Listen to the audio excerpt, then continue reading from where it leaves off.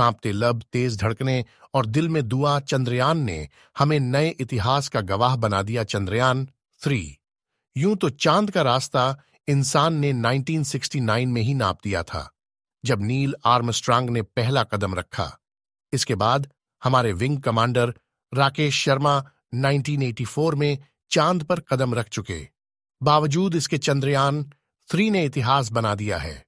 हम चांद के उस हिस्से पर पहुंचे हैं जहां आज तक कोई नहीं जा सका। हाइलाइट्स: चांद को चूम रहा हमारा चंद्रयान सफल हुआ। इसरो का अभियान अपोलो सोयुज से जुदा है। चंद्रयान दक्षिणी ध्रुव पर उतर बना दिया। इतिहास: हम सबको बधाई, हमारे वैज्ञानिकों को बधाई। चंदा मामा दूर के नहीं रहे। ठीक है, 16 जुलाई 1969 को नील आर्मस्ट्रांग ने अपने पैर चांद पर रखे थे। हमारे राकेश शर्मा 1984 में सोवियत सोयुज से चांद पर पहुंचे। तब भी सारे जहां से अच्छा हिंदुस्तान हमारा था, लेकिन हमारे चंद्रयान-3 की सफलता इन सब से कहीं ऊपर है। चांद के दक्षिणी ध्रुव पर हम वहां पहुंचे हैं जहां कोई नहीं पहुंच सका। कुछ बेवकूफों ने यह भी सवाल उठाया कि अब मून मिशन का क्या मतलब। उनको कौन बताए ऐसा ही था तो चांद पर दशकों पहले पहुंचने वाला रूस अपने लूना को क्यों भेज रहा था जो क्रैश हो गया। हमारा मकसद अपना पीठ थपथपाना है, दोस्त रूस पर कटाक्ष नहीं। राकेश शर्मा तो उन्हीं के रॉकेट में सवार होकर चंदा मामा से मिलने गए थे, लेकिन अब हम मिथक भी बदलेंगे और कथानक भी। चांदा मामा दूर के पुए पकाए गुड़ के वाली कहावत याद होगी। अब ये कहावत तो बदलेगी। अगर दक्षिणी ध्रुव पर हिम का कोई कण भी है तो वो हमारे रोवर प्रज्ञान की नजरों से नहीं बच पाएगा। जीवन की गुंजाइश हो या न हो, धरा पर मानवता के कल्याण के लिए जो भी इस्तेमाल हो सकेगा उसका रास्ता हमारा चंद्रयान प्रशस्त करेगा, इसमें कोई शक नहीं है।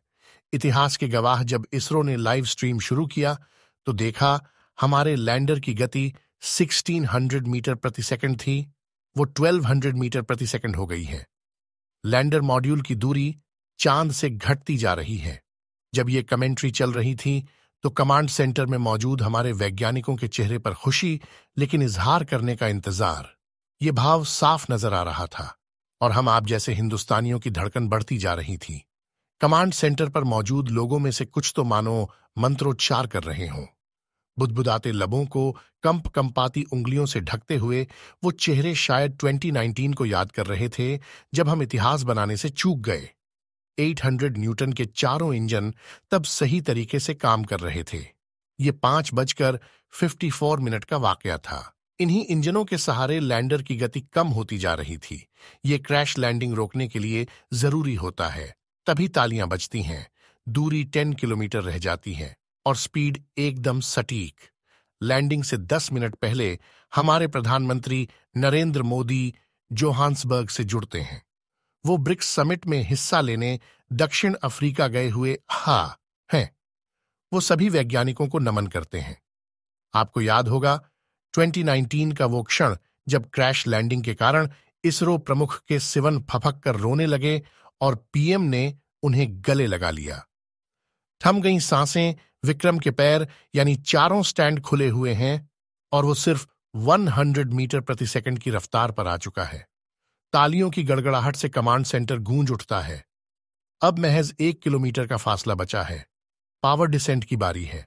हमारा विक्रम अपना पैर सीधा करता है और चांद पर पांव जमाने वाला है। चमकता हुआ विक्रम हमारा सीना चौड़ा कर रहा था। उसकी किरणें चांद की सतह पर तिरंगे की ताकत बयां कर रही थीं। उधर पीएम मोदी भी सांस थामे विक्रम को निहार रहे थे।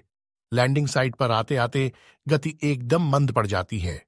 लैंडर अपना पथ प्रशस्त करता हुआ महज 100 मीटर दूर है और सबसे नाजुक मोड़ पर हमारा चंद्र मिशन। तभी सेंसरों से खबर मिलती है कि लैंडिंग के लिए जगह मुफीद है। मोदी के चेहरे पर मंद मुस्कान दिखती है। मैं बता नहीं सकता कि ये दृश्य हमारे जैसों के लिए कितना रोमांचकारी है। राकेश शर्मा को तो हमने बड़ा होकर जाना, लेकिन ये मिशन अपोलो या सबसे अलग है। ठीक 6:03 पर हमारा सपना पूरा होता है। पूरे देश का सीना चौड़ा हो जाता है। हमारा विक्रम चांद को चूम रहा है। वो मिशन पर कामयाब है और उसके पेट से रोवर प्रज्ञान निकलने को तैयार है। इसी के साथ सॉफ्ट लैंडिंग की घोषणा होती है और मोदी देश को संबोधित करते हैं। ये दिखाता है हमारे संकल्प को, हमारी इच्छा शक्ति को। हम एक बार फेल हुए तो क्या हुआ, हमने प्रण लिया था, इसीलिए आज चंद्रयान की यात्रा सफल होनी ही थी। Hindustan today news Narendra Kumar like और सब्सक्राइब जरूर करें। धन्यवाद।